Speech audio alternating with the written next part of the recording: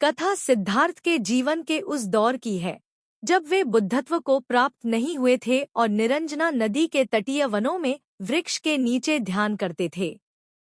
सिद्धार्थ प्रतिदिन ध्यान करने के बाद पास के किसी गांव में चले जाते और भिक्षा मांगकर लौट आते। कुछ दिनों के बाद उन्होंने भिक्षाटन पर जाना बंद कर दिया, क्योंकि एक गांव के प्रधान की छोटी बेटी सुजाता उनके लिए नित्य भोजन लाने लगी। सिद्धार्थ को वह बड़े स्नेह से भोजन कराती थी। कुछ दिनों बाद उसी गांव का एक चरवाहा भी सिद्धार्थ से प्रभावित होकर उनके पास आने लगा। उसका नाम स्वस्ति था। एक दिन स्वस्ति से सिद्धार्थ बातें कर रहे थे कि सुजाता भोजन लेकर आई। जैसे ही सिद्धार्थ ने भोजन करना शुरू किया, उन्होंने बातचीत बंद कर दी।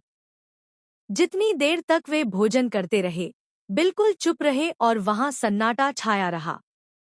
स्वस्ति को हैरानी हुई। उसने सिद्धार्थ के भोजन करने के उपरांत उनसे पूछा, गुरुदेव, आप मेरे आने के बाद निरंतर वार्तालाप करते रहे, किंतु भोजन के समय एक शब्द भी नहीं बोले। इसका क्या कारण है? सिद्धार्थ बोले, भोजन का निर्माण बड़ी कठिनाई से होता है। किसान पहले बीज बोता है, फिर पौधों की रखवाली करता है और तब कहीं जाकर अनाज पैदा होता है। फिर घर की महिलाएं उसे बड़े जतन से खाने योग्य बनाती हैं। इतनी कठिनाई से तैयार भोजन का पूरा आनंद तभी संभव है जब हम पूर्णतः मौन हों। अतः भोजन के दौरान मैं मौन रहकर उसका पूरा स्वाद लेता हूँ।